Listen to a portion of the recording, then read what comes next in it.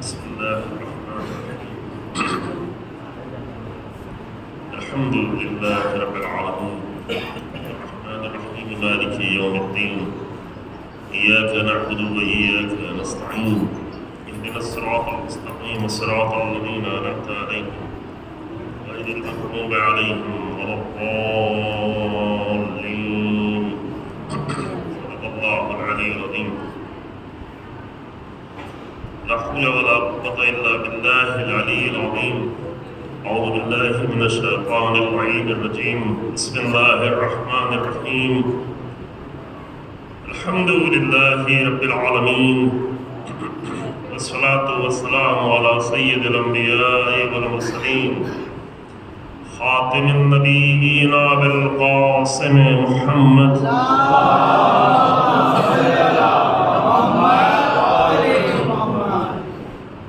والصلاة والسلام على أهل بيته الطيبين الطاهرين المعصومين المنتجبين الذين أذهب الله عنهم الرجس وطهرهم تطهيرا.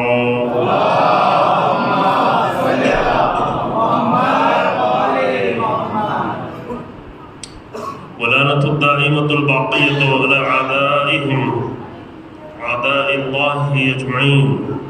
أما بعد فقد قال الله تبارك وتعالى في كتابه الكريم. بسم الله الرحمن الرحيم.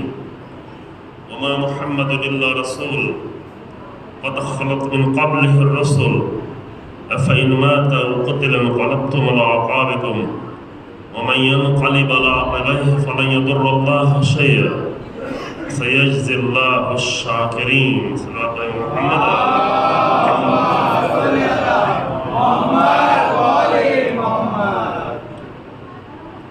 آخر میں فرصت دوں پائے گی، اس لیے میں حضرات سے ابتدائی میں گزارش ہے کہ ایک سورہ فاتحہ کی تلاوت فرما کر مرحوم سید افتخار حیدر نقوی ابن غیر حسین نقوی، سید عالم حسین ابن سید اشرف، اختری بیگم بنت سید یعقوب علی، ہاشمی بیگم بنت محمد عقیل، امین حسن ابن نذیر حسن، سید قائم حسین ابن سید عالم حسین اور اپنے مرحومین کی کوئی ساتھ.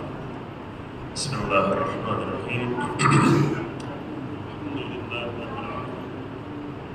الرحمن الرحیم مالک یوم الدین ایاک نعبد وإیاک نستعین اهدنا الصراط المستقیم صراط الذین أنعمت علیہم غیر المغضوب علیہم ولا الضالین.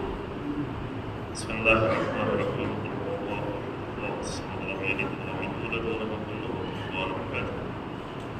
اللهم صل على محمد وآل محمد. اللهم اغفر للمؤمنين والمؤمنات والمسلمين والمسلمات الأحياء منهم والأموات تابع بيننا وبينهم بالخيرات إنك مجيب الدعوات وإنك على كل شيء قدير. صلوات على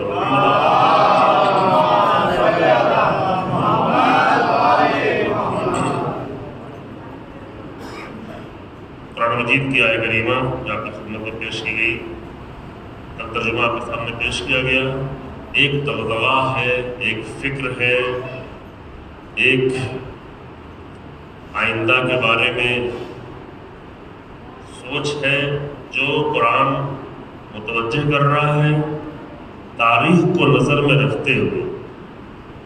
اللہ کو معلوم ہے لیکن اللہ امت رسول اللہ کو متوجہ کر رہا ہے کہ پہلے بھی انبیاء آتے رہے، پہلے بھی انبیاء کی امتیں تھیں اور ان کی جو تاریخ ہے، اب چونکہ آخری نبی آیا ہے تو تم وہ کام نہ کرنا جو پہلی امتوں نے کیا.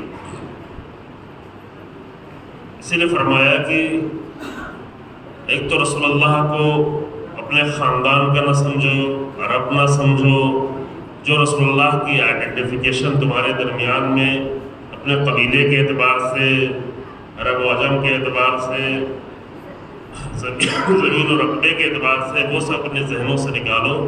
رسول اللہ کو صرف میرے رسول کی حیثیت سے دے کہ میرا پیغام لانے والا ہے. تو جو کچھ بھی رسول اللہ بتا رہے ہیں وہ میرا پیغام بتا رہے ہیں. اور جب میرے پیغام کی حیثیت سے رسول اللہ کو دیکھا جائے گا تو پھر قرآن دوسری جگہ پہ کہتا ہے کہ ما آتاکم الرسول فخذوہ، رسول جو بھی رسول کی حیثیت سے کہ رسول ہی کی حیثیت سے سب کچھ دیں گے، کیونکہ وما محمد الا رسول، محمد جو کچھ بھی پیش کریں گے رسول کی حیثیت سے پیش کریں گے. ٹھیک ہے، وہ عرب میں ہے، وہ مکے میں ہے، وہ بنی ہاشم میں ہے، وہ خاندان عبد المطلب میں ہے، یہ سب کچھ ہے، لیکن رسول اللہ کی اصلی پہچان ہے کہ وہ رسول ہے، یعنی وہ اللہ کا پیغام لے کے آئے ہیں، وہ میسیجز لے کے آئے ہیں. تو جو کچھ بھی رسول اللہ تم کو دیں فخذوہ، اسے لے لو. ما آتاکم الرسول فخذوہ، جو کچھ بھی رسول اللہ تمہیں عطا کریں اور دیں وہ تم لے لو. وما نہاکم عنہ فانتہوا، اور جس چیز سے کہ رسول اللہ تمہیں روکیں اس سے باز آ جاؤ. یہ کوئی ڈکٹیٹرشپ نہیں ہے، یہ کوئی تمہیں مجبور کرنے کے لیے نہیں ہے. اگر مجبور کرنا ہوتا تو تمہیں بھی ہم زمین کی طرح بنا دیتے، آسمان کی طرح بنا دیتے، فرشتوں کی طرح بنا دیتے کہ ان کو وہی کرنا ہے جو ان کو حکم دیا گیا ہے. جن کو سجدے کے لیے بنایا گیا وہ سجدے کر رہے ہیں، جن کو رکوع کے لیے بنایا گیا وہ رکوع کر رہے ہیں. لیکن ہم نے تمہیں اختیار دیا ہے، اور اختیار دے کے تمہیں یہ بتایا ہے کہ تمہارے لیے یہی بہتر ہے کہ جو کچھ تمہیں میرا رسول دے، کہ جو دے گا وہ میری طرف سے دے گا، اپنی طرف سے کچھ نہیں دے گا. یہ مطلب پہلے شاید یہاں بیان کیا گیا ہو، احتمال اور جمعہ بیان کیا گیا کہ رسول اللہ دین میں اپنی طرف سے کچھ نہیں دیں گے، یعنی دے ہی نہیں سکتے. اگر آپ کو یاد ہو سورہ کی آیتیں بھی بتائی تھی، اور یہ چیزیں ماشاء اللہ اس کا مطلب بتایا جا چکا ہے. سورہ الحاقہ کی آخر کی آیتیں ہیں، البتہ 44 45 46 آیتیں، نمبر ایک آیت ادھر ادھر ہو سکتی ہے. یہ آیتیں جہاں بھی یہ بتایا گیا کہ رسول اللہ اپنی طرف سے کچھ نہیں دے سکتے. بہت بنیادی مسئلہ ہے. اگر اپنی طرف سے کچھ دینا چاہیں تو ہم پکڑ لیں گے، ہم ان کی رگے دل کو کاٹ دیں گے. یہ عرض کیا تھا کہ سخت ترین آیت ہے، قرآن کی سخت ترین آیت، وہ بھی رسول اللہ سے مخاطب کر گئے، عام لوگوں کے لیے نہیں. لو تقول علینا بعض الاقاویل لاخذنا منه بالیمین ثم لقطعنا منه الوتین. اتنی سخت آیت کہ ہم داہنے ہاتھ کو پکڑ لیں گے، یعنی کچھ کرنے نہیں دیں گے. یعنی اس پہ یہ میسج دیا جا رہا ہے کہ رسول اللہ کو بھی یہ حق حاصل نہیں ہے کہ دین اپنی طرف سے بیان. اب یہ تو ظاہری میسج ہے، اس کے بعد کا میسج ہم کو کیا لینا ہے کہ جب رسول اللہ کو یہ حق حاصل نہیں ہے کہ اپنی طرف سے دین بیان کریں، تو ہم جیسے لوگوں کو کہاں یہ حق حاصل ہو جائے گا کہ دین میں اپنی طرف سے اضافہ کریں، اپنی طرف سے کمی کریں.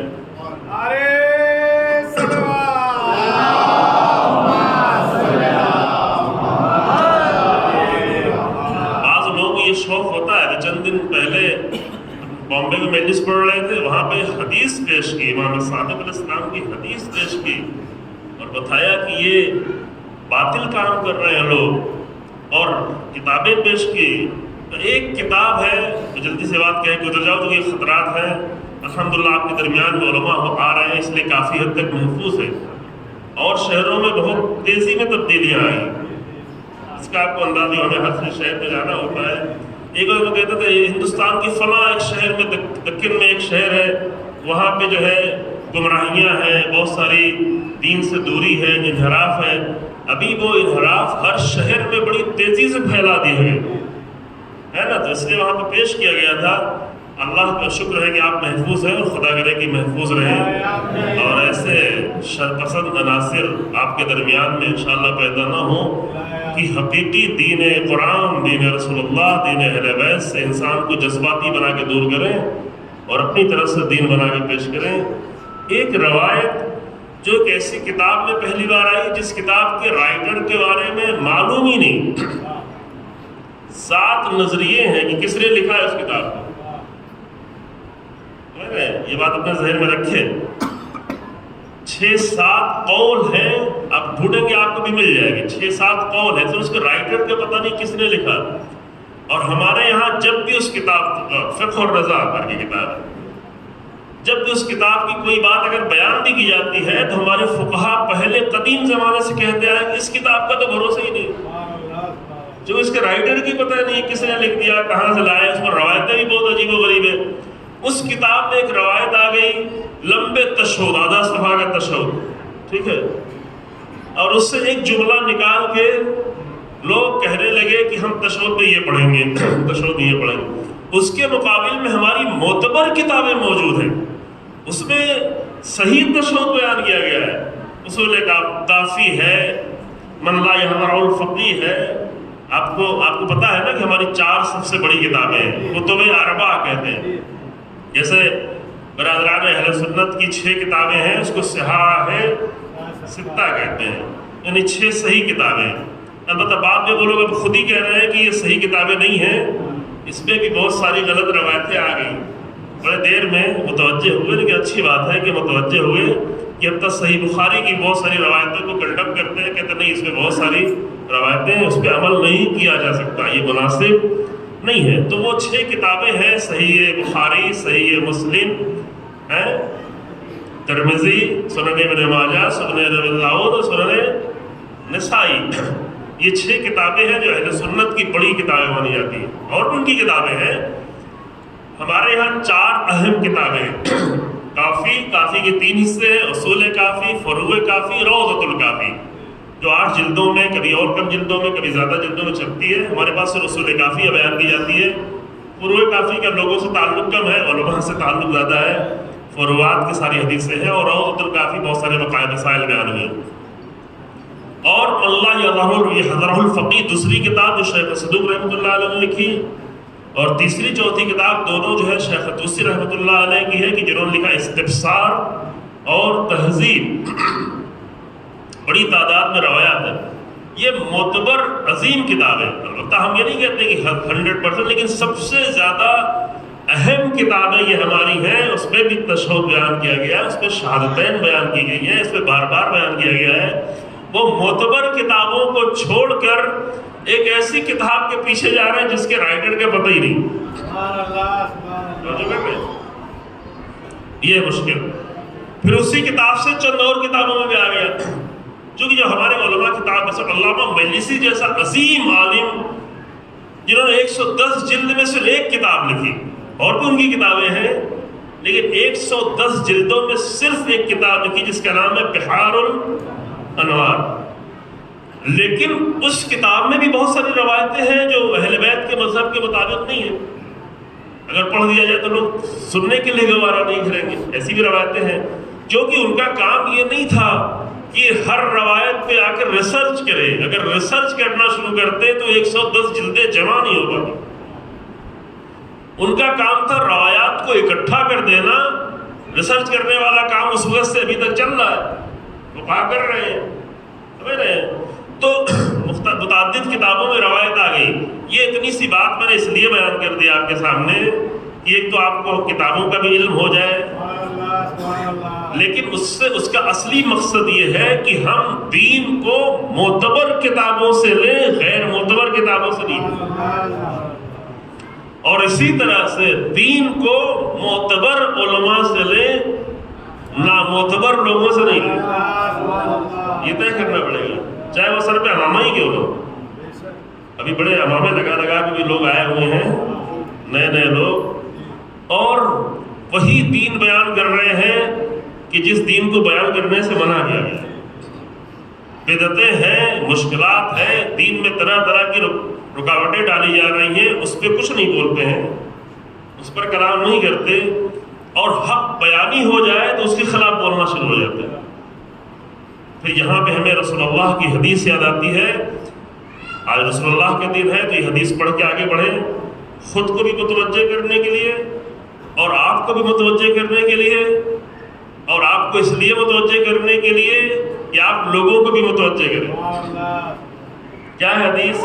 بہت ہی واضح حدیث ہے کہ اذا ظہرت البدع، اگر بدعتیں ظاہر ہوں، یہ حدیث اپنے پاس محفوظ رکھیے اچھے طریقے سے، جب بدعتیں ظاہر ہوں تو فعلی العلماء، بعض جگہ علی العلماء، بعض جگہ علی العالم، عالم کوئی فرق نہیں ہے، تو عالم پر یا علماء پر واجب ہے۔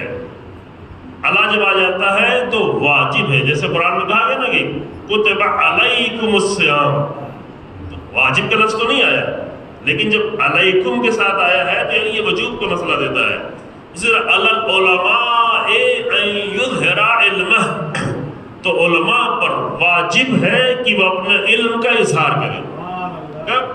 جب دین میں کوئی چیز داخل کی جا رہی ہے کسی بھی نام پر، جب حلال کو حرام بنایا جا رہا، جب حرام کو حلال بنایا جا رہا ہو، جب دین میں تبدیلیاں کی جا رہی ہوں، جب معتبر چیزوں کو چھوڑ کر غیر معتبر چیزیں آ کر دین میں داخل کی جا رہی ہیں، تو اس وقت علماء پر واجب ہے کہ وہ اپنے علم کا اظہار کریں.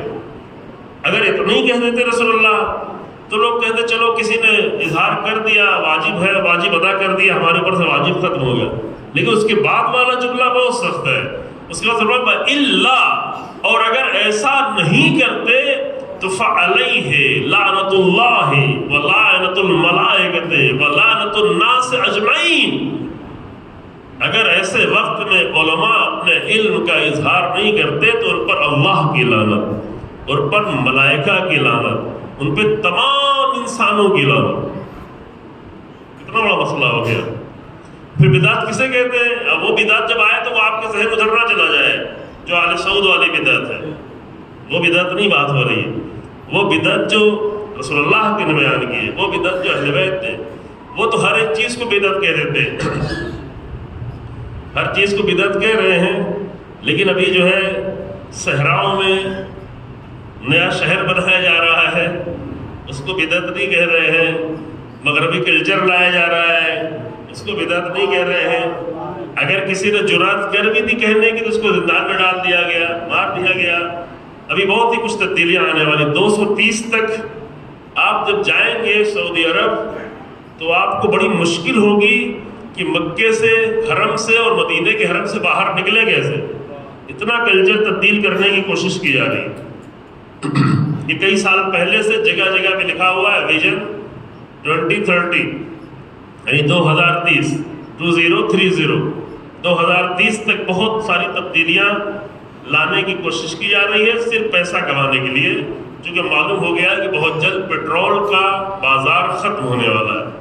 پیٹرولیم کا سلسلہ جو ہے اس سے لوگ استفادہ ہی نہیں کریں گے. اب سب الیکٹرک کے اوپر آ رہا ہے، ساری چیزیں الیکٹرک ہوں گی، گاڑیاں الیکٹرک ہوں گی، مشینیں الیکٹرک ہوں گی. تو کمانے کے اور بھی طریقے ہو سکتے تھے، لیکن جنہوں نے طے کر رکھا ہے کہ حرام ہی کے ذریعے سے کمانا ہے تو انہیں حلال نصیب بھی نہیں ہوگا. اور یہ صرف آل سعود کی بات نہیں کہہ رہے ہیں. اگر ہم میں سے بھی کوئی یہ طے کر لے کہ حرام ہی کمانا ہے تو حرام ہی سے پیٹ بھرتا رہے گا. اور حرام سے پیٹ بھرنے کے بعد کوئی دین کے مقابل میں آ جائے تو یہ نہیں کہنا کہ ہمارا بیٹا ایسا کیوں ہو گیا، ہماری نسل ایسی کیوں ہو گئی. کوئی عمر سعد کے لشکر کا حصہ بن جائے تو پریشان نہیں ہونا، کیونکہ حسین بن علی پہلے ہی کہہ کے گئے تھے کہ تمہارے شکم حرام سے بھرے ہوئے ہیں، اسی لیے عمر سعد کے لشکر کا حصہ بنے. تو ابھی آل سعود یہ کام کر رہا ہے. ہم بدعت کی بات کر رہے تھے، ان کی بدعت کی تعریف کچھ اور ہے. وہ کہتے ہیں رسول اللہ کی طرف محبت سے دیکھنا بھی بدعت ہے، زری کو چھونا بھی بدعت ہے، سلام کرنا بھی بدعت ہے. ہمارے ساتھ خود مسئلہ پیش ہے. 3 سال پہلے حج میں تھے. پہلے بھی جب حج میں گئے تھے 2007 میں، تب تو بہت زیادہ مشکلات تھی، لیکن ابھی تھوڑا سا کچھ کمی تھی. لیکن ہم نے جا کر پرمیشن لے کے، کچھ لوگ ساتھ ہوتے کہ بھئی ایک سلام تو رسول اللہ کر لیں، ایک سلام پڑھ لیں، اندر بھی جا کے نہیں، باہر صرف رسول اللہ کی ذریعے کی طرف رخ کیا تھا. فاصلہ زیادہ تھا چونکہ جو حرم کا دائرہ ہے وہ آپ کو معلوم ہے، اس کے باہر ہم نے وہاں کے جا کے پولیس والے سے اجازت لے کے بات کر کے اس نے کہا ٹھیک ہے. میں نے کہا بھی بھئی یہ واضح ہے، پہلے بھی کہہ چکا ہوں کہ سلام تو قرآن نے بھیجا ہے. اگر یہ سلام سامنے والے کو کرنا ہے تو جناب نوح کہاں تھے قرآن کے زمانے میں کہ قرآن کے سلام علی نوح فی العالمین، نوح پر سلام ہو، سلام علی ابراہیم، یہ تو قرآن میں ہے. سلام علی موسیٰ و ہارون، یہ بار بار قرآن میں سلام کیا گیا. ان سب پہ سلام کیا گیا ہے جو ہزاروں سال پہلے گزر چکے تھے. تو جب ہزاروں سال گزرنے کے بعد قرآن جناب نوح پہ سلام کر رہا ہے، جناب ابراہیم پہ سلام کر رہا ہے، تو 1400 سال گزرنے کے بعد ہم رسول اللہ پہ سلام کیوں نہ کریں؟ آپ کو سلام کرنے سے کیا مشکل ہے؟ تو پولیس والے نے کہا کہ ٹھیک ہے پڑھ لو. اور جیسے ہی ہم چند لوگوں کو لے کے باہر دروازے کے باہر کھڑے ہوئے کہ رسول اللہ کو ایک زیارت پڑھے سلام کرے، تو یہ جبے والے اور لال مفلر والے رومال والے انہوں نے آ کے مجھ سے کہا کہ کیا کر رہے ہیں؟ ہم نے کہا رسول اللہ کو سلام، کہ ادھر نہیں کرو، اب رسول اللہ کے ذریعے ادھر ہے تو ادھر نہیں کرو، ادھر رخ کرو کعبے کی طرف، جو کرنا ہے کعبے کی طرف۔ سلام ہم یہاں رسول اللہ کو کر رہے ہیں تو کوئی نماز تھوڑی نہیں پڑھنا کہ کعبے کی طرف رخ کرے، لیکن وہ بدعت ہے۔ رسول اللہ کے ذریعے کی طرف رخ کر کے سلام کرنا بدعت ہے۔ اس بدعت کی ہم بات یہاں نہیں کر رہے، اس بدعت کی بات کرنے کے یہاں فائدہ نہیں ہے نا۔ اس بدعت کی بات وہاں کی جائے کہ جب ان کے سامنے بات ہو، وہاں پہ کی گئی، کوشش کی کہ وہاں پہ جناب حمزہ کی قبر پہ پہنچے، پہلے ایک تو آئے پھر دو چار آئے، پکڑ کے مجھے یہ پکڑ کے کہنے لگے کہ ان لوگوں کو سمجھاؤ، یہ لوگ کیا کر رہے ہیں، بدعت کر رہے ہیں، ہم یہ جو ہے شرک کر رہے ہیں۔ تو ہم نے بے اختیار ہماری زبان سے جملہ نکل گیا کہ شرک یہ نہیں ہے کہ ایک شہید کا احترام کیا جائے، شرک یہ ہے کہ امریکہ کی غلامی کی جائے۔ پھر تھوڑا ہنگامہ ہو گیا وہاں پر۔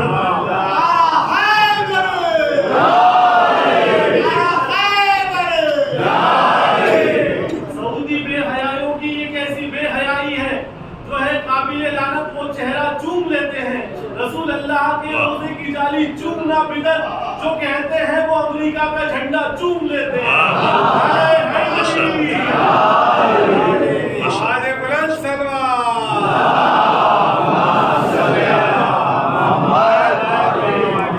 اس کو کہتے ہیں بلاغت، یعنی صحیح جگہ پہ صحیح چیز پیش کرنا۔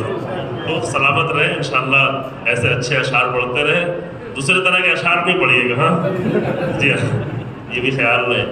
تو یہ اس بدعت کی یہاں پہ بات نہیں ہے، اس کی ہم یہاں پہ اس لیے بات نہیں کر رہے ہیں کہ وہ جب وہاں ہوں لوگوں کے درمیان میں تو بات کی جائے۔ یہاں پہ کس بدعت کی بات ہے؟ یہاں پہ اس بدعت کی بات ہے جو ہمارے درمیان میں پیدا کی جا رہی، جسے اہل بیت نے سختی سے منع کیا ہے۔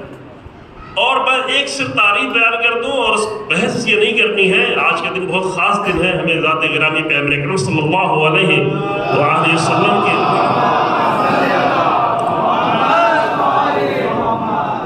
لیکن رسول اللہ کا بھی سب سے بڑا مشن تھا رسول اللہ کے دین کی حفاظت، اور اگر دین میں بدعتیں داخل کی جائیں تو اصل دین خطرے میں پڑ جاتا ہے۔ اور یہ آپ ہر جگہ دیکھ سکتے ہیں کہ لوگ اپنی بنائی ہوئی رسموں کے بہت پابند ہیں اور رسول اللہ کے دین کی پابندی کم ہوتی جاتی۔ بدعتوں کا نقصان یہ ہوتا ہے، بعض لوگ کہتے ہیں آپ کو کیا پڑی، آپ بولتے کیوں ہیں؟ سب تو نہیں بولتے، ہم بھی خاموش ہیں۔ پہلی بات تو یہ ہے کہ ہم رسول اللہ کی لعنت نہیں برداشت کر سکتے، حدیث بات نہیں آپ کے سامنے نا، اللہ کی لعنت برداشت کرنا ہم اپنے بس کی بات نہیں، ملائکہ کی لعنت اٹھا پانا یہ اپنے بس کی بات نہیں ہے۔ تمام انسانوں کی لعنت اٹھا پانا، لعنت ہو جائے اگر نہیں بولیں گے، اگر بدعتوں کے خلاف نہیں بولیں گے تو لعنت ہے، یہ رسول اللہ فرما رہے ہیں۔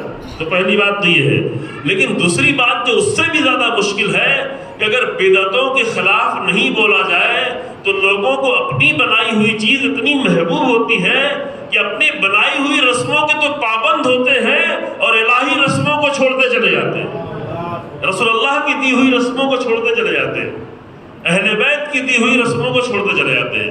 اس لیے بولنا ضروری ہو جاتا ہے۔ پھر بدعت کی تعریف کیا ہوئی؟ ایک تعریف صرف اپنے ذہن میں رکھیں تاکہ جب بھی کوئی بدعت سامنے آئے آپ سمجھ لیں اور فرق ہو جائے کہ ہماری بدعت جو اہل بیت کی بتائی ہوئی ہے وہ آل سعود کی بدعت سے الگ ہے۔ بدعت کی تعریف کیا ہے؟ ہر وہ نئی چیز، اگر صرف جو ہے عام بدعت کی جائے دین سے ہٹ کے تو نئی چیز کہہ دینا کافی ہے، لیکن دین میں جب بدعت کی بات ہوگی تو ہر وہ دین میں نئی چیز کہ جو دین، شریعت اور عقل کے خلاف ہو۔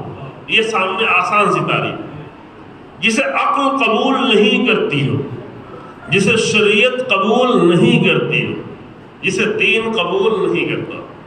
جب بھی کوئی بھی عمل دیکھیں، دیداری کے نام پر، خوشی کے نام پہ، غم کے نام پر، شادی بیاہ کے نام پہ، عزاداری کے نام پر، کوئی بھی ایسا عمل کہ جسے نہ دین قبول کرے، نہ شریعت قبول کرے، نہ عقل قبول کرے، تو اسے بدعت چھوڑ کے اس سے کنارہ کش کرے۔ یہ سنجیدہ مسئلہ ہے، یہ معیار اپنے ذہنوں میں رکھے۔ کیوں یہ بات کریے؟ میں اپنی طرف سے نہیں کہہ رہا ہوں، کیونکہ اسلام میں دو چیز کے سوا اور کوئی معیار ہے ہی نہیں۔ اب پورے دین کو کھنگال کے دیکھ ڈالیں، جس سے بھی پوچھنا ہو پوچھ لے، اسلام میں صرف دو چیزیں معیار ہیں، ایک عقل، دوسرے دین۔ شریعت بھی دین ہی کا حصہ ہے، صرف دو چیزیں، عقل اور دین۔ تیسری چیز اگر آپ کے پاس کوئی ہو تو بتائیں۔ رسول اللہ کی باتیں کیوں معیار ہیں؟ کیونکہ دین کے مطابق ہے، عقل کے مطابق ہے۔ ہم مانتے ہی اس لیے ہیں کیونکہ رسول اللہ دین کے علاوہ کچھ کہہ ہی نہیں سکتے، عقل کے خلاف کچھ کہہ ہی نہیں سکتے۔ اہل بیت کی باتیں کیوں معیار ہیں؟ اس لیے کہ اہل بیت کی باتیں دین کے مطابق ہیں، عقل کے مطابق، یہی دو معیار ہیں۔ ان دونوں کو بھی اگر ایک جگہ اکٹھا کرنا چاہیں، اگر دو نہیں کہنا چاہتے، ایک ہی کہنا چاہتے ہیں، تو اس کا نام ہوگا حق۔ سمجھ رہے ہیں؟ اگر عقل اور دین کو دونوں ملا کے ایک نام دینا چاہیں تو ہو جائے گا حق، یعنی جو حق کے مطابق ہو اسے لے لے، جو حق کے مطابق نہ ہو آپ کا پھر سب چیز حق ہے، اسی لیے دو چیزیں بتائیں گے، نہیں عقل کے مطابق ہے کہ نہیں ہے، کیونکہ جو چیز عقل کے مطابق نہیں ہوگی وہ حق ہو ہی نہیں سکتی، اور جو چیز دین کے مطابق نہیں ہوگی۔ اگر دو چیزیں الگ کیوں بیان کی جا رہی ہیں، میں آپ کے ساتھ سخت بحث میں نہیں الجھانا چاہتا، لیکن یہ بنیادی چیزیں ہیں، آپ کے لیے حل ہو جائے، اس لیے جلدی سے کہیں گزر جاتا ہوں کہ عقل معیار ہے۔ البتہ عقل ہماری ہر عقل نہیں، ہوا و ہوس والی عقل نہیں، خیالوں والی عقل نہیں، امیجنیشن والی عقل نہیں، وہم و گمان کو ہم کبھی کبھی عقل سمجھتے تھے، عقل نہیں، عقل سلیم، عقل سالم۔ ہماری عقل اس وقت صحیح ہے کہ جب اس مطابق ہو، معیار رسول اللہ دے کے گئے اس کے مطابق ہو۔ دین کا معیار کیا ہے؟ قرآن ہے، دین کا معیار رسول اللہ ہے، دین کا معیار اہل بیت ہے، ان سب کو ایک جگہ اکٹھا کیا دین ہو گیا۔ اور دین اور عقل میں بھی کوئی جدائی نہیں ہے، کیونکہ ایک بنیادی قانون یہ ہے کہ عقل اسی کا حکم دیتی ہے جس کا دین حکم دیتا ہے، یہ بہت بنیادی قانون ہے۔ کلما حکم بہ العقل حکم بہ الشرع، ہر وہ چیز جس کا عقل حکم دیتی ہے شریعت اسی کا حکم دیتی ہے۔ وَكُلَّمَا حَكَمَ بِهِ الشَّرْعُ حَكَمَ بِهِ الْعَقْلُ، اور ہر وہ چیز جس کا شریعت حکم دیتی ہے اس کا عقل۔ اب یہیں سے اندازہ کر لیں کہ اگر آپ کی اور ہماری عقل شریعت کے ہٹ کے کچھ حکم دینے لگے تو یہ سمجھو کہ یہ عقل ہی نہیں ہے، اسے عقل نہیں کہا جائے گا۔ حدیثیں بھی اس کے سامنے، میرے سامنے حدیثیں بھی آ رہی ہیں، لیکن ابھی پڑھیں گے تو دیر ہو جائے گی، اور پہلے شاید آپ کے سامنے پڑھ بھی چکے ہیں تو اس کو دہرایا نہیں جائے۔ یہ عقل کا معیار روایتوں میں بیان کیا گیا ہے مفصل، وہ سب سے بڑی کتاب، سب سے پہلی معتبر کتاب جو ہماری ہے اصول کافی، اس کے پہلے ہی چیپٹر میں پوری کتاب العقل والجہل کے نام سے، جہاں عقل کے بارے میں بہت تفصیلی روایتیں بھی ہیں اور مختصر بھی روایتیں ہیں۔ ابھی یہ کتابیں ترجمہ بھی ہو گئی ہیں، آپ کو شاید آن لائن بھی اردو میں مل جائے، مجھے نہیں معلوم، عربی میں تو ہے موجود، ہم لوگ تو بہرحال اپنی عربی ڈھونڈ لیتے ہیں اور اصلی کتاب سے پڑھتے ہیں، تو اچھا ہے کہ کبھی کبھی ایسی کتابوں سے استفادہ کریں۔ کتابوں کی دوستی بھی اچھی ہے، کل موبائل کی بات ہوئی تھی نا، کتابوں کی دوستی اچھی ہے۔ روایت میں ہے کہ الکتب بساطین العلماء، علماء کا لفظ جب آتا ہے تو آپ لوگ فوراً جو ہے امامہ اور حوضہ دیکھنے لگتے ہیں۔ عربی میں عالم اسے کہتے ہیں کہ جو بھی علم سے دوست رکھتا ہے، جس کے پاس علم ہو، چاہے اس کے سر پہ لباس کیا ہو، اس کے جسم پہ لباس کوئی ہو، اور جو جس چیز کا عالم ہے وہ اسی کا عالم کہا جاتا ہے۔ کوئی زراعت کا عالم ہے، کوئی کھیتی کا عالم ہے، کوئی بزنس کا عالم ہے، سب کو عالم کہا جاتا ہے۔ اردو میں عالم ہو گیا کیا کس کے لیے؟ حوضے والوں کے لیے، اردو میں یہ ہوا، عربی میں ایسا کچھ نہیں ہے۔ عربی میں عالم کا لفظ جس چیز کا علم ہے اس کا عالم ہو جاتا ہے، عالم یعنی علم والا، تو جسے جس چیز کا علم ہے اس کا وہ عالم کہا جائے گا۔ تو ایک عالم کی حیثیت سے، آپ بھی ایک عالم کی حیثیت سے، آپ بھی بہت ساری چیزوں کا علم ہے تو آپ بھی عالم کہیں گے، اور عالم کے لیے روایت میں ہے کہ کتابیں جو ہیں ان کا چمن ہے، ان کا پارک ہے، بساتین یعنی باغ، پارک، چمن۔ اب ہمارے شہروں میں تو چمن بڑی مشکل سے ملتا ہے، نہیں ملتا ہے، تو باہر والا چمن تو نہیں ملتا، گھر کے اندر چمن بنا سکتے ہیں، اور وہ چمن کیا ہے؟ وہ چمن ہے کتاب۔ تو اگر کوئی اچھی کتاب کبھی مل جائے، یہاں بھی تاکید رہے کہ معتبر کتابیں ڈھونڈے، غیر معتبر کتابوں کے پیچھے نہیں جائے۔ کل ہمارے ایک برادر آئے تھے، کہہ رہے تھے کہ کتابیں فراڈ ہے وہ، ہم نے کہا واقعاً یعنی بہت ساری کتابیں فراڈ ہے، تو فراڈ کتابوں سے بچیں، فراڈ لوگوں سے بچیں، فراڈ انسانوں سے بچیں، فراڈ مولویوں سے بچیں، فراڈ تاجروں سے بچیں، فراڈ کتابوں سے ہی بچیں، لیکن فراڈ سے بچیں تو صحیح تو ڈھونڈے نا۔ یہ نہ ہو کہ فراڈ سے بچے تو اب کوئی آ کر نبوت کا دعویٰ کرنے لگے تو فراڈ نبیوں سے بچے۔ وہ رسول اللہ کے فوراً بعد 3 لوگوں نے نبوت کا دعویٰ کیا، 3 لوگوں نے فوراً بعد لشکر بنا لیا۔ ایک خاتون نے بھی نبوت کا دعویٰ کر دیا، سجا نام تھا، آپ جا کے سجا ہٹا دیں آپ کو مل جائے گا، SAJAH، نبوت کا دعویٰ کر دیا۔ پھر اس خاتون نبیہ نے مسلمہ دوسرے نبی سے شادی بھی کر دی، بڑا لشکر تیار کر دیا، تو یہ فراڈ نبی تھے۔ تو فراڈ نبی سے بچیں تو حقیقی رسول اللہ تک تو پہنچے، فراڈ مولویوں سے بچیں تو حقیقی علماء کو ڈھونڈے، تلاش کریں اپنی زندگی میں جو حقیقتیں بیان کرتے ہیں۔ اسی طرح فراڈ کتابوں سے اپنے آپ کو بچائیں جو بہت دکھ رہی ہیں، چھپ بھی رہی ہیں، لیکن معتبر ایتھینٹک کتابوں کو ڈھونڈیں اور اسے اپنے گھر کا چمن بنا دیں۔ جب کتاب کھول کے کوئی بیٹھتا ہے تو یہ ہمارے آپ کے بنائے ہوئے چمن نہیں بلکہ جنت کے چمن میں داخل ہو جائے، بہشت کے چمن میں داخل ہے، عظیم چمن۔ تو یہ عظیم کتابیں دی گئی ہیں۔ تو یہ ساری باتیں میں نے یہاں سے شروع کی تھی اور اس لیے عرض کی تھی عزیزوں کہ ہمیں حق نہیں ہے کہ ہم دین اپنی طرف سے بنائیں، ہمیں تو چھوڑیں، نبیوں کو حق نہیں ہے، ائمہ کو حق نہیں ہے، امیر المومنین کو حق نہیں ہے، رسول اللہ کو حق نہیں ہے کہ دین اپنی طرف سے پیش کرے۔ ان کی ساری عظمت اسی میں چھپی ہوئی ہے کہ وہ جو کچھ بھی پیش کرتے تھے اللہ کی طرف سے۔ ہم دوسروں کو اسی لیے نہیں مانتے کہ وہ اپنا بھی پیش کرتے ہیں، اللہ کو بھی پیش کرتے ہیں۔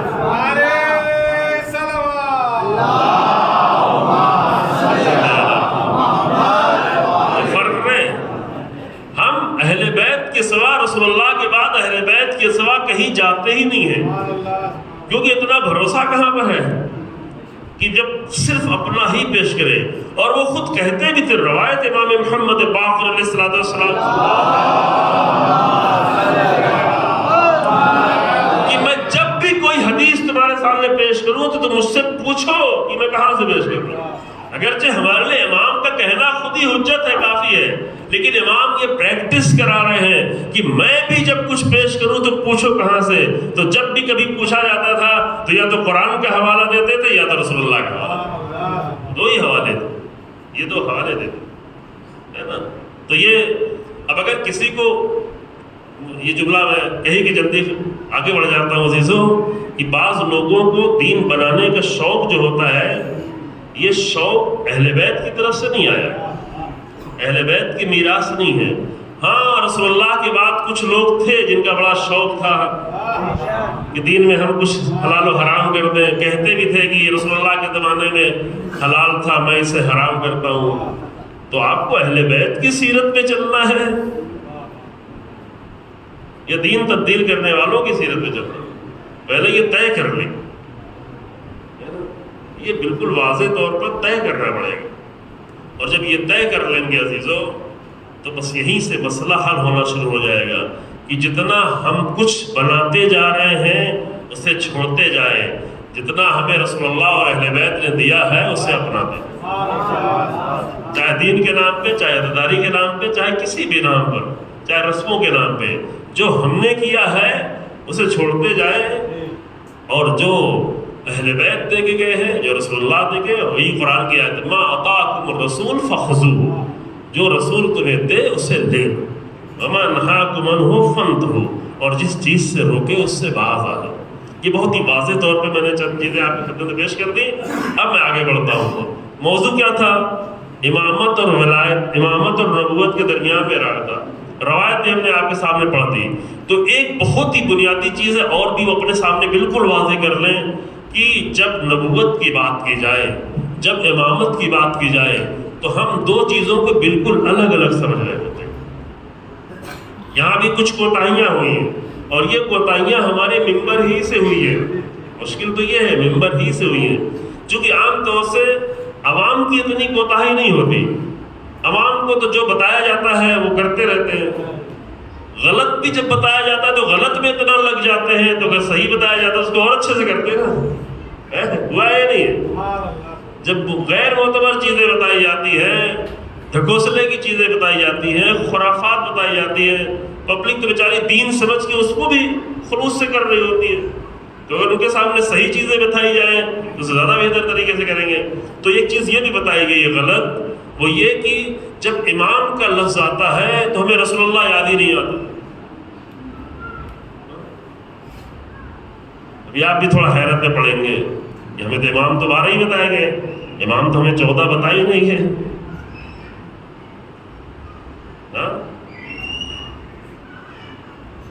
اب میں ایک سوال کروں آپ سے، جب قرآن 2 جگہ پر کہتا ہے بنی اسرائیل کے نبیوں کے لیے کہ نجعلہم ائمۃ، ہم نے ان کو امام بنایا ہے، کس کا ذکر کیا؟ بہت بڑے بڑے نبی بھی نہیں، سب کچھ بڑے بھی ہیں، مثلا حضرت لوط تو بہت بڑے نبی نہیں تھے،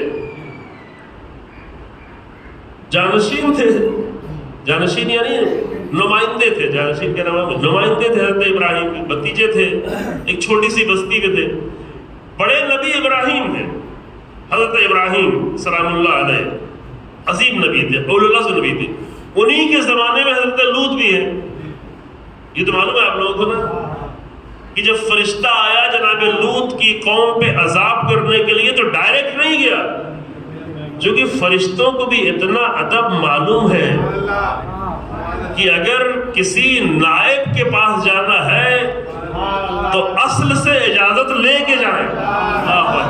یہ بہت اہم مسئلہ ہے۔ فرشتے پہلے حضرت ابراہیم کے پاس آئے، جناب ابراہیم کو پہلے بتایا کہ میں جا رہا ہوں لوط کی قوم کے پاس، اولو العزم نبی کو خبر دی، اور بھی کچھ باتیں ہوئی ہیں، وہ ساری باتیں آپ قرآن میں پڑھیں جا کر، انتظام بھی کیا، جی ہاں دعوت کا انتظام بھی کیا، ذبح بھی کیا۔ تو بولے جناب ابراہیم کی عادت تھی کوئی مہمان آتا تو جلدی جانور ذبح کرتے تھے، اچھا کھانا بھنا ہوا تیار کرتے تھے، کہا نہیں میں کھانے وانے نہیں آیا ہوں، ہم کھانے وانے والے لوگ ہیں ہی نہیں، کھانا ہمارا کام نہیں، ہم تو انسانی شکل میں آ گئے ہیں تاکہ جا کے جناب لوط کی قوم کا امتحان لیں۔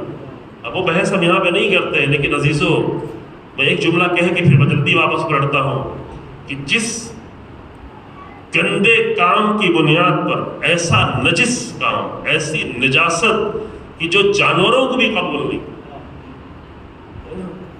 جناب لوط کی قوم کو عذاب، سخت عذاب میں مبتلا کر دے، ہر طرف سے عذاب، ایسا گندا کام کہ جو جانور بھی قبول نہیں کرتا۔ ابھی ہماری 21ویں صدی کی دنیا ہے کہ اسے انسانوں کے لیے جائز قرار دیا جائے، یہ افسوسناک مسئلہ۔ اور لوگوں کو دیکھتے دیکھتے کبھی کبھی خدا نخواستہ کبھی کوئی کلمہ لا الہ الا اللہ پڑھنے والا ایسے نجاستوں کے بارے میں سوچنے بھی لگے، عذاب آ گیا، سخت عذاب۔ جناب لوط نے کہا پیچھے مڑ کے دیکھنا بھی نہیں، اتنا سخت عذاب آنے والا ہے۔ تو جناب ابراہیم کا ذکر ہوا، جناب لوط کا ذکر ہوا، جناب اسحاق کا ذکر ہوا، جناب یعقوب کا ذکر ہوا، ان تمام نبیوں کا ذکر کرنے کے بعد قرآن کہتا ہے وَجَعَلْنَاهُمْ أَئِمَّةً يَهْدُونَ بِأَمْرِنَا، ہم نے ان سب کو امام قرار دیا۔ یہ سورہ انبیاء میں ہے۔ پھر سورہ سجدہ میں بھی جا کر جناب موسیٰ کا اور بعض نبیوں کا ذکر ہونے کے بعد کہتے ہیں وَجَعَلْنَا مِنْهُمْ أَئِمَّةً، ان میں سے ہم نے کچھ لوگوں کو امام قرار دیا۔ اللہ اکبر۔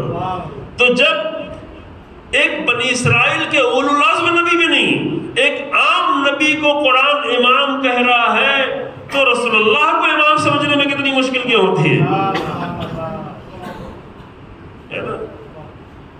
یہ مسئلہ، یہ بہت بنیادی مسئلہ ہے، اسے حل کریں۔ البتہ آپ کے ذہنوں میں جو سوال ہے اس کا بھی میں بھی جواب دے رہا ہوں، لیکن پہلے یہ سن لیں کہ یہ قرآن نے کہا ہوا ہے، اور میں ہاں امام کے معنی نہیں بیان کروں گا، وہ بحث لمبی ہو جائے گی، امامت کی بحث۔ کچھ لوگ پریشان ہوتے ہیں کہ امام کے معنی، قرآن میں 2 جگہ باطل لوگوں کے لیے بھی امام کا لفظ استعمال ہوا ہے، قاتلوا ائمۃ الکفر، کفر کے ائمہ کو مارو، یہ بھی قرآن میں استعمال ہوا ہے. قتال کرو ائمۃ الکفر، کافر کے امام، کفر کے امام. اور کفر کا لفظ بھی آج کے زمانے میں جب بیان کرتے ہیں تو تھوڑا سا مجھے مجبوراً وضاحت کرنی پڑتی ہے، چونکہ بہت زیادہ لوگوں کے ذہن کو کفر کے معنی انکار کرنا. انکار کوئی بھی کرے، چاہے مسلمان ہو چاہے وہ غیر مسلمان ہو، کسی بھی حق سے انکار کرے تو وہ کفر ہو جاتا ہے. دوسرے کو کہا کہ اور بھی کچھ باطل لوگوں کو ذکر کیا کہ یہ لوگ یہ ائمہ ہیں وجعلناہم ائمۃ یدعون الی النار، جہنم کے ائمہ، یدعون الی النار جو نار کی طرف دعوت دیتے ہیں، جو جہنم کی طرف. یہ آیتیں ہیں قرآن کی، یہ سب قرآن کی آیتیں ہیں. اگر حوالے میں نے آپ کو دے بھی دیے ہیں، سورہ انبیاء، سورہ سجدہ. اگر آپ کو کسی کو اور تفصیل چاہیے ہے تو تمام آیتوں کے حوالے آ کر ہم سے لے لیں گے. میں خالی مائک میں ہے، ریکارڈ بھی ہو رہا ہے تو میں صرف وہ دے رہا ہوں، بعد میں آپ لوگ پڑھیے گا. سورہ انبیاء کی آیت نمبر 73، سورہ قصص کی آیت نمبر 5، سورہ قصص ہی کی آیت نمبر 41 اور سورہ سجدہ کی آیت نمبر 24. یہاں پہ سب ائمہ کا لفظ ہے. اس کے علاوہ امام کا بھی لفظ ہے، سورہ یاسین میں آپ پڑھتے ہیں، لیکن یہ ائمہ کا لفظ 4 جگہوں پہ استعمال ہوا ہے. آپ کو اور کسی کو چاہیے ہوگا لے لے گا. تو ادھر باطل کے امام، کفر کے امام، جہنم تک لے جانے والے امام، اور ادھر کیا استعمال ہو رہا ہے؟ یدعون بامرنا، ہمارے امر کے امام، حق کے امام، حق کی طرف لانے والے امام. تو جب انبیاء کے لیے امام کا لفظ استعمال ہوتا ہے تو رسول اللہ تو انبیاء کے لیے بھی امام ہیں. اور انبیاء تو چھوڑیں، رسول اللہ کی امامت کو اگر پوری کائنات میں کسی نے سب سے زیادہ تسلیم کیا ہے تو وہ ذات امیر المومنین علی بن ابی طالب علیہ السلام،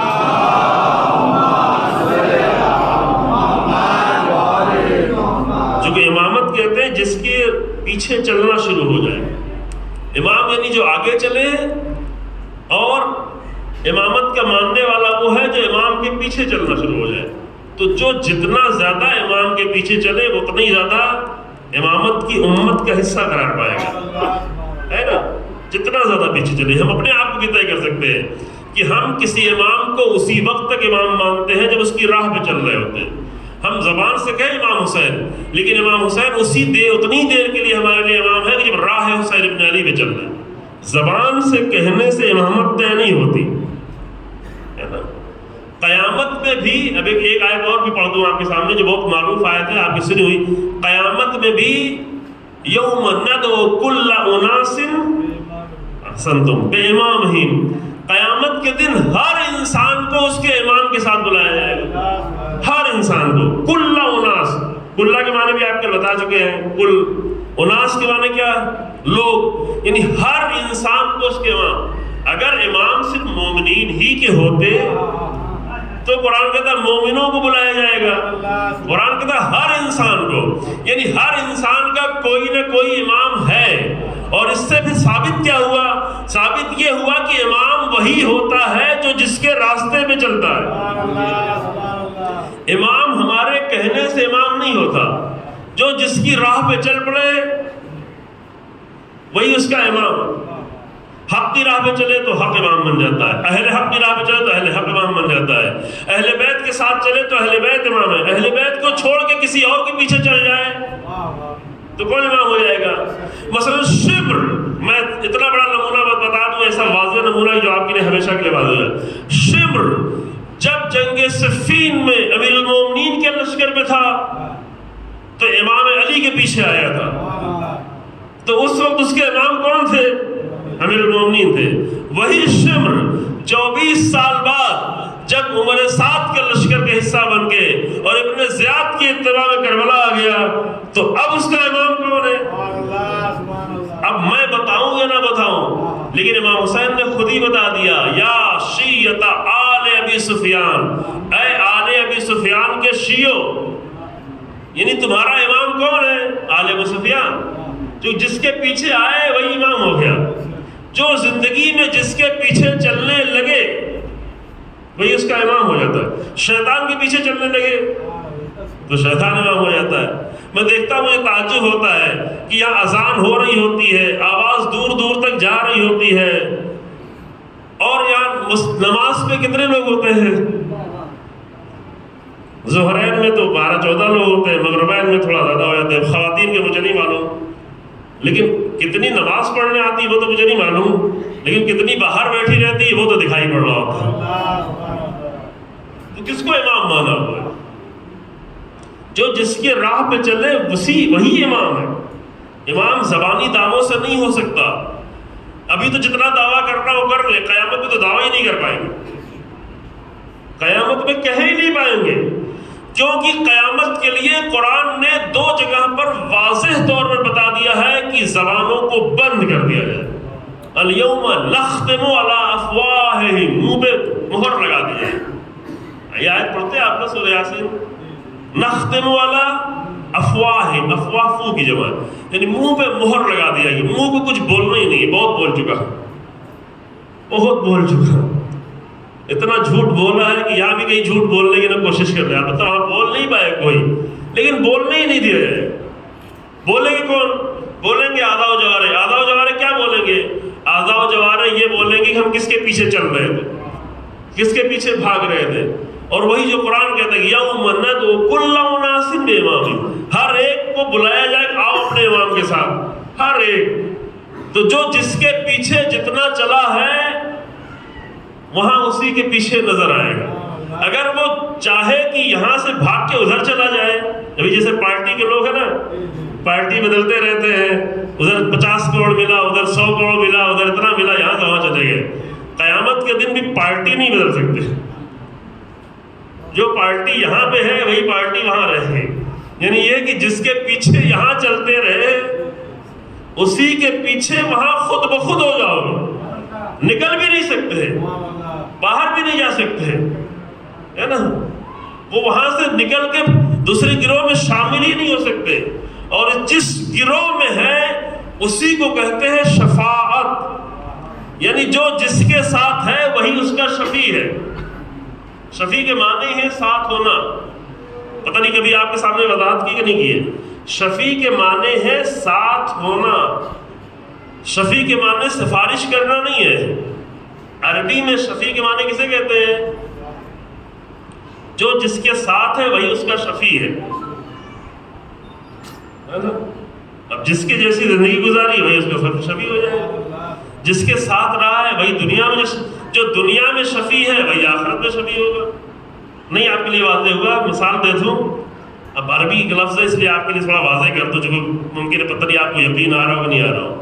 آپ نے ایک کلمہ سنا ہوا ہے، قرآن میں بھی ہے، والشفع والوتر۔ وتر کے معنی کیا ہے؟ ایک وتر کے معنی ایک، اور شفع کے معنی ہے ساتھ ہو جانا، دو ساتھ ہو جائیں، 3 ساتھ ہو جائیں، جتنے بھی ساتھ ہو جائیں، کم سے کم 2 تو ہونا چاہیے۔ جیسے آپ نماز پڑھتے ہیں، نماز شب میں کیا پڑھتے ہیں آخر میں؟ نماز شف اور نماز وتر۔ نماز وتر کتنی رکعت ہے؟ ایک ہے، اکیلی ہے بیچاری، ایک رکعت پڑھنا ہے، اگرچہ طولانی ہے لیکن ہے ایک رکعت۔ نماز شف کو شف کیوں کہتے ہیں؟ کیونکہ 2 ہے، کیونکہ 2 رکعت ساتھ ہے۔ تو اصل میں عربی میں شفاعت کے معنی ہے ساتھ ہونا، ہے نا۔ تو شفاعت آخرت میں شروع نہیں ہوگی، شفاعت ابھی چل رہی ہے۔ شفاعت ہماری زندگی کے ساتھ شروع ہے، چل رہی ہے۔ ہم نے زندگی بھر جس کے ساتھ گزاری وہی آخرت میں ہمارا شفیع بن کے آ جائے گا۔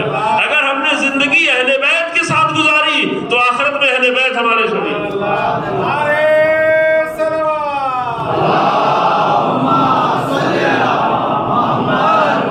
یہ طے کریں، سب بیٹھ کے، بچے، جوان، مرد، خواتین، یہ بیٹھ کے طے کریں کہ ہم کس کے ساتھ ہیں۔ اگر نماز کے وقت ہوگا تو اہل بیت کہاں ہوں گے؟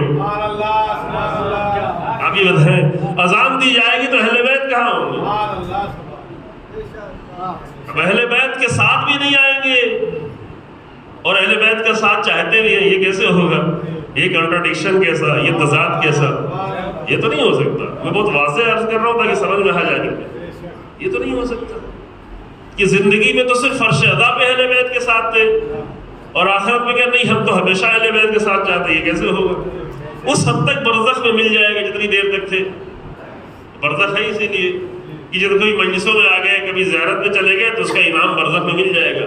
لیکن اگر کسی نے طے کیا ہو کہ ہم زندگی اہل بیت کے ساتھ جینا چاہتے ہیں، اہل بیت کی راہ پہ جینا چاہتے ہیں، اہل بیت کے ساتھ چلنا چاہتے ہیں، رسول اللہ کے ساتھ چلنا چاہتے ہیں، تو قیامت میں رسول اللہ اسے تنہا نہیں چھوڑیں گے۔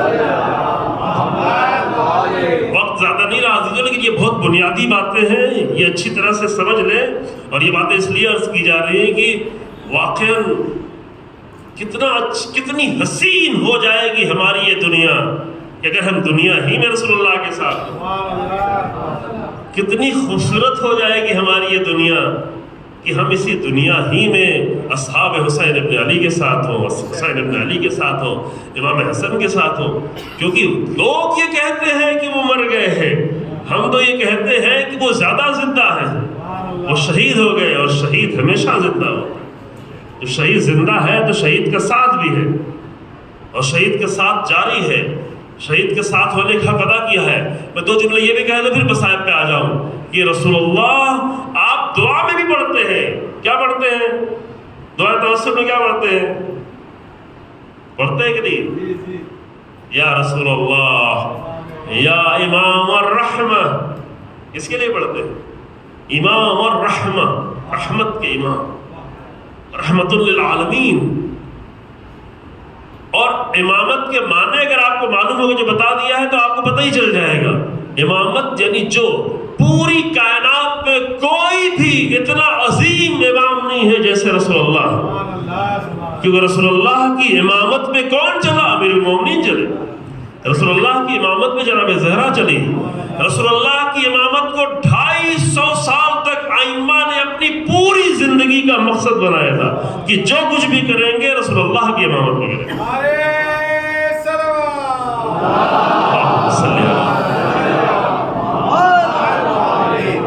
لوگوں نے کہا بھی کہ رسول اللہ کو مان لو، قرآن پہ چلنا ہے، اور رسول اللہ کی سیرت پہ چلنا ہے، اور فلاں فلاں کی سیرت پہ اور چلنا ہے۔ کہ نہیں، ہم صرف رسول اللہ پہ امام مانتے ہیں، ہم صرف رسول اللہ کی، جب رسول اللہ کی سیرت پہ چلیں گے تو کسی سیرت کی بات ہی نہیں چلتی۔ معلوم ہے آپ لوگوں نا، میں تفصیل میں نہیں جا رہا ہوں۔ امیر المومنین نے 13 سال خلافت چھوڑ دی، 13 سال کے لیے صرف اس بات پر خلافت چھوڑ دی کہ امیر المومنین کے سامنے رسول اللہ کے علاوہ کسی اور کا بھی نام لیا گیا تھا۔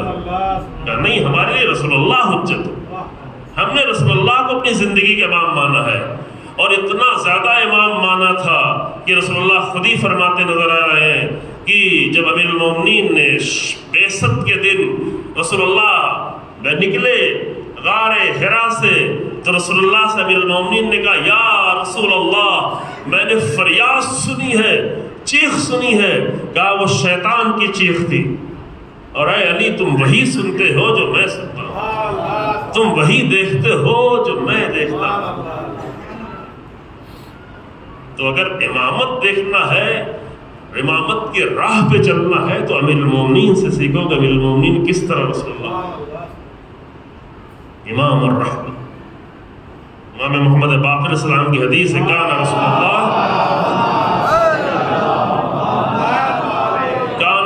اللہ صلی اللہ علیہ وآلہ اماما۔ یہ اپنے لیے کہ رسول اللہ ہمارے امام ہیں، رسول اللہ امام صادق علیہ السلام کے امام ہیں۔ فاصلہ 100 سال کا ہو جائے، 150 سال کا ہو جائے، 200 سال کا ہو جائے، لیکن ائمہ نے اپنے آپ کے لیے ہمیشہ صرف رسول اللہ کو امام جانا ہے۔ اب وہ سوال جلدی جواب دے دوں، میں مسائل پہ آ جاؤں، پھر آپ کے ذہن میں یہ سوال تو ہوگا کہ ہم لوگ تو 12 امامی ہیں، ہے نا؟ آیا سوال کہ نہیں آیا؟ ہم کو کہا اس طرح عشری، 12 امامی، 12 امامی، یہ بات سب ایک ہی ہے۔ عربی میں اسنا عشری کہتے ہیں یعنی 12، اسنا عشر یعنی 12، 12 یعنی 12، اردو میں سے کہتے ہیں 12۔ تو 12 امامی جو ہمیں کہا جاتا ہے، اس بات پہ ہمیں فخر ہے، اس بات پر ہمیں فخر ہے کہ ہم 12 امامی ہیں، ہم صرف 12 ہی کو امام مانتے ہیں۔ ہم 12 کے سوا اور کسی کو امام نہیں مانتے. تو پھر ابھی جو بات ہو رہی تھی وہ کیا ہے؟ کیا یہی بتانے کے لیے بات چھڑی گئی ہے کہ 12 امام رسول اللہ نے اپنے بات کے لیے بیان کیے. یہ واضح ہو کہ میرے بعد تم ادھر ادھر کی ٹھوکریں نہیں کھانا، ورنہ ٹھوکریں کھاتے کھاتے کبھی داعش بن جاؤ گے، کبھی دہشت گرد بن جاؤ گے، کبھی طالبان بن جاؤ گے، کبھی کسی کو خلیفہ مانو گے، کبھی اسرائیل کے پروڈکٹ کو خلیفہ مان لو گے، کبھی ابو بکر بغدادی کو خلیفہ مان لو گے. بات کر دو ہے نا. اگر 12 کو چھوڑ کے گئے تو کبھی ابن تیمیہ کو امام مان لو گے، اور کبھی محمد ابن سلمان کو بھی امام مان لیا تھا. اب سمجھ میں آ رہا ہے کہ یہ جس کو امام مانا تھا وہ کیا نکلا. یہ رسول اللہ کی زمین کو یورپ بنا رہا ہے. میں نے خود اپنی آنکھوں سے دیکھا 3 سال پہلے کہ مسجد نبوی کے دائرے میں نوجوان بچیاں جن کی عمر زیادہ تھی باقاعدہ پورے بال کھلے ہوئے وہ بیچ رہی تھی تھاما، اور کوئی روکنے والا نہیں تھا، چونکہ روکنے پر پابندی لگا دی گئی. البتہ اس پابندی کا ایک اچھا بھی اثر ہے کہ لوگ اچھے سے زیارت کر لے رہے ہیں تھوڑا بہتر طریقے سے، شاید وہ اور اچھا ہو. لیکن اس زیارت کے لیے اتنی بڑی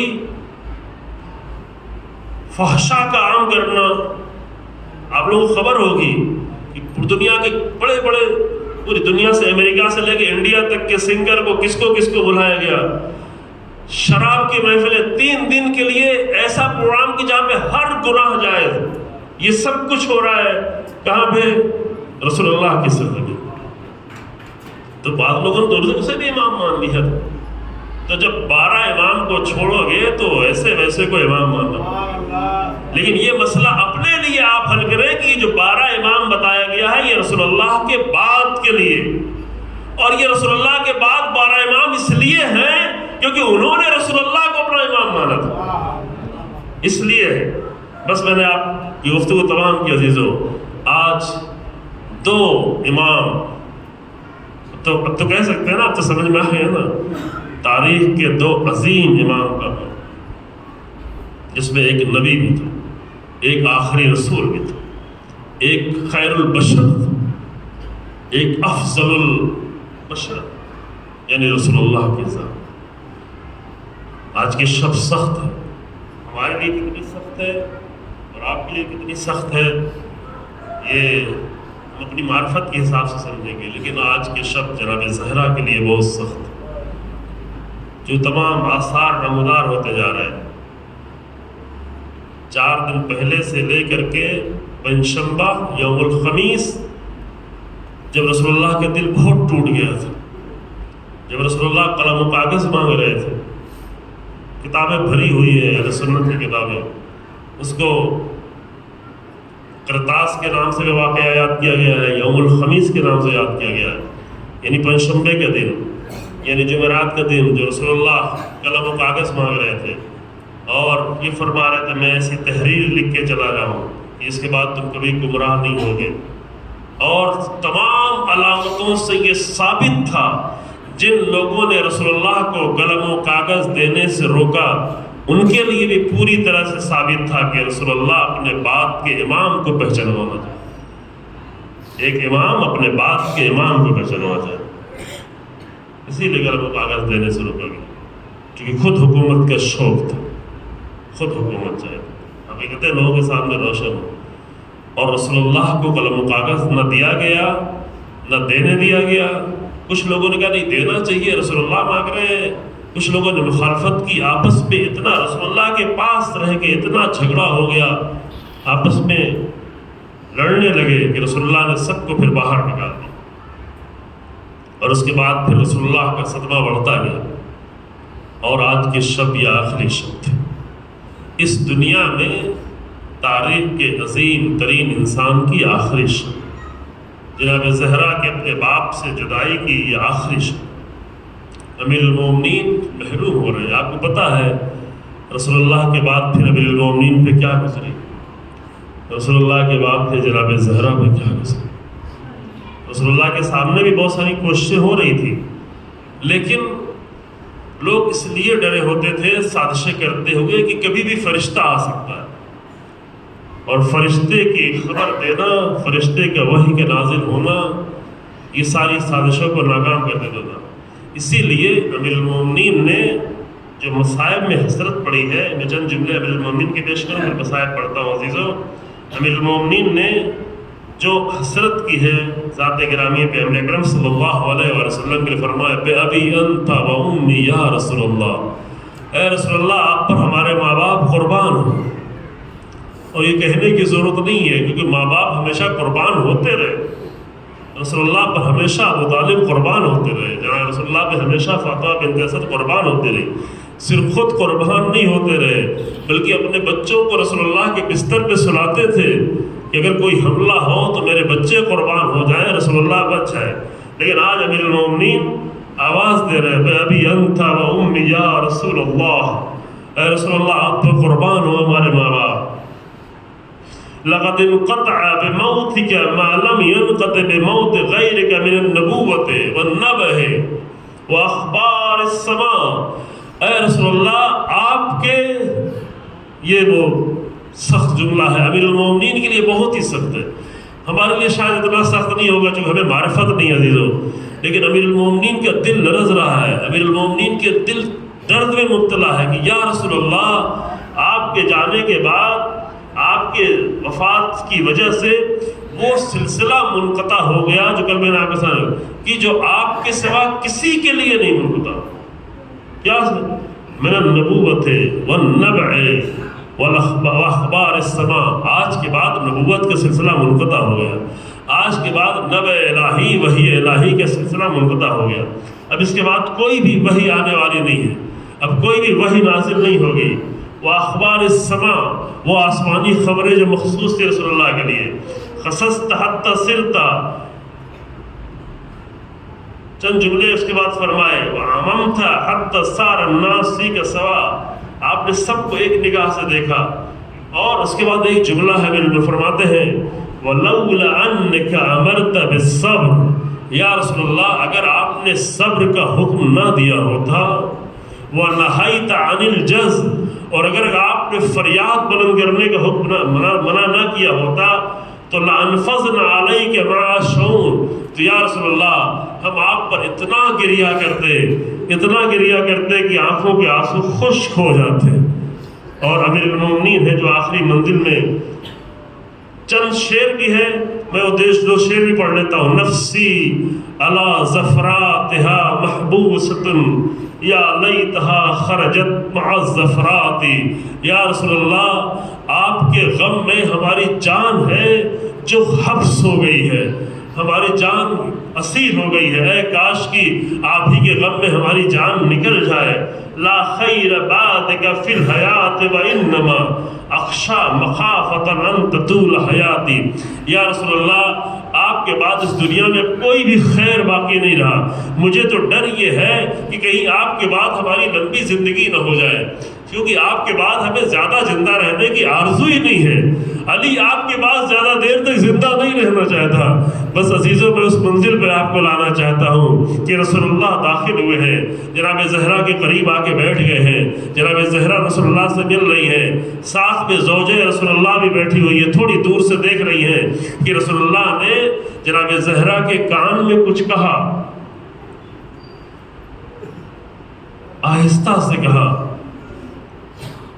اور تھوڑا کچھ کہنے کے بعد ہی جناب زہرا کی حالت تبدیل ہو گئی، بی بی بلند آواز میں گریہ کرنے لگی، چہرے کی حالت متغیر ہو گئی، آنکھوں سے آنسو جاری ہونا شروع ہوا۔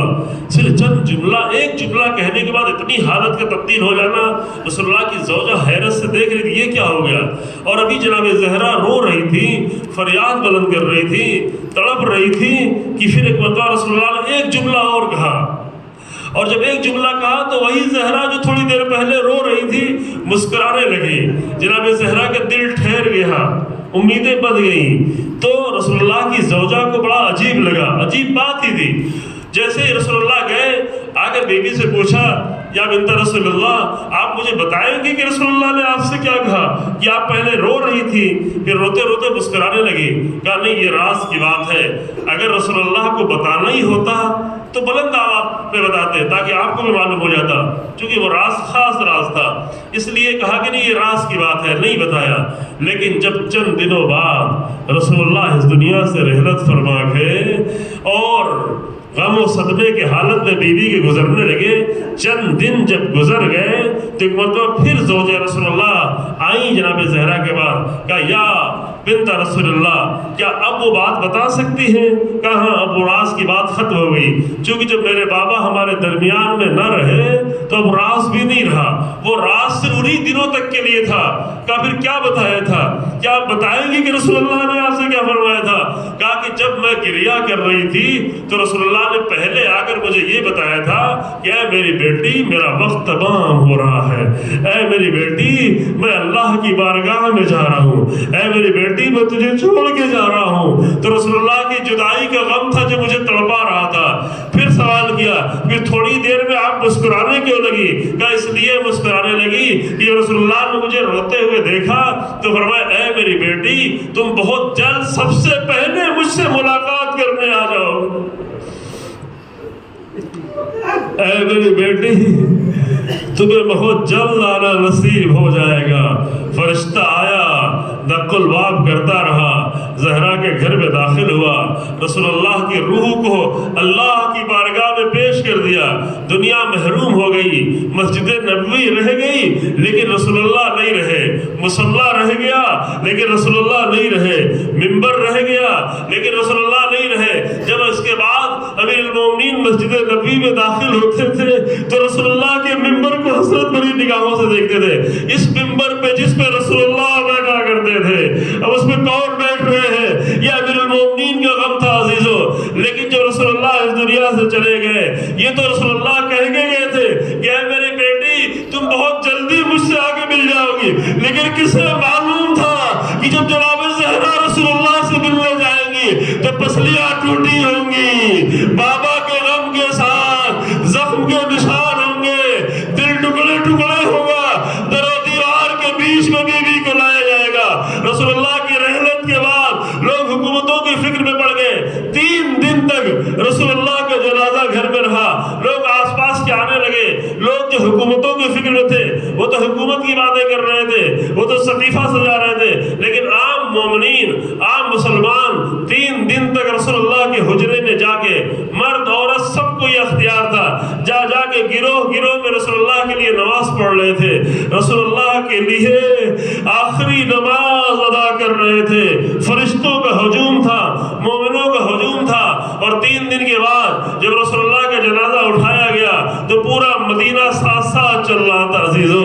لیکن اللہ اکبر، ابھی آپ تابوت اٹھائیں گے، رسول اللہ کا تابوت، کل انشاءاللہ امام حسن کو بھی یاد کریں گے، لیکن یہ تو رسول اللہ کا تابوت تھا، جب اٹھایا گیا تو پورا مدینہ تھا، لیکن اسی مدینے میں 40 سال بعد ایک تابوت اور اٹھا جس کو جنازے کو تیروں سے پیوست کر دے گا۔ جنازے میں اتنے تیر مارے گئے کہ حسین ابن علی اپنے بھیا کے قریب بیٹھے ہوئے جنازے سے ایک ایک تیر نکالتے جا رہے ہیں، یا رسول اللہ آپ کا جنازہ اس شان سے اٹھا تھا، یہ میرے بھیا کا جنازہ ہے جس کے جنازے سے مجھے بار بار تیر۔ انا للہ و انا الیہ راجعون۔